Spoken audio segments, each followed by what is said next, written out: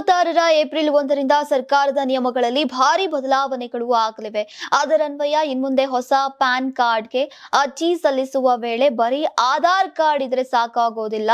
Electronics ಮತ್ತು IT ಸಚಿವಾಲಯದ ವ್ಯಾಪ್ತಿಯಲ್ಲಿ ಬರುವಂತಹ ಮತ್ತು ಭಾರತ ಸರ್ಕಾರದ ಅಂಗ ಸಂಸ್ಥೆಯಾಗಿರುವಂತಹ ಕಾಮನ್ ಸರ್ವಿಸಸ್ ಸೆಂಟರ್ ನೂತನ ನಿಯಮದ ಬಗ್ಗೆ ಪ್ರಕಟಣೆಯನ್ನ ಹೊರಡಿಸಿದೆ.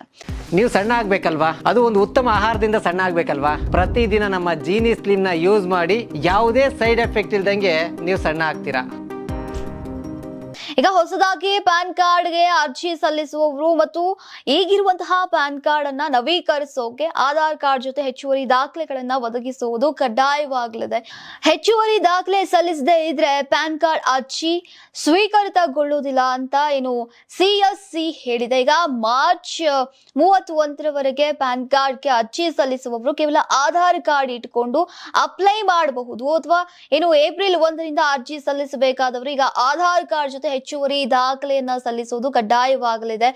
ಜನನ ಪ್ರಮಾಣ ಪತ್ರ, ಮತದಾರರ ಗುರುತಿನ ಚೀಟಿ, 10ನೇ ತರಗತಿಯ ಪ್ರಮಾಣ ಪತ್ರ, ಪಾಸ್ಪೋರ್ಟ್, ಚಾಲನಾ ಪರವಾನಗಿ, ಮ್ಯಾಜಿಸ್ಟ್ರೇಟ್ ಅವರಿಂದ ದೃಢೀಕರಣಗೊಂಡಂತಹ ಅಫಿಡವಿಟ್ ಕೂಡ ನೀಡಬೇಕಿದೆ.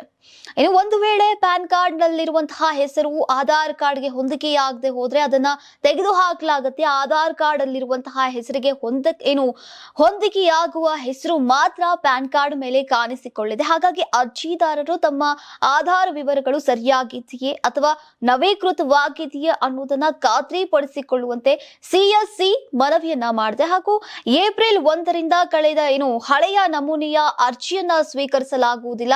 ಹೊಸ ನಮೂನೆಯನ್ನ ಬಳಸಿ ಸಲ್ಲಿಸಿದಂತಹ ಪ್ಯಾನ್ ಕಾರ್ಡ್ ಅರ್ಜಿಗಳು ಮಾತ್ರ ಮಾನ್ಯವಾಗಿರುತ್ತೆ ಅಂತ ಸೂಚನೆಯನ್ನ ನೀಡಿದೆ.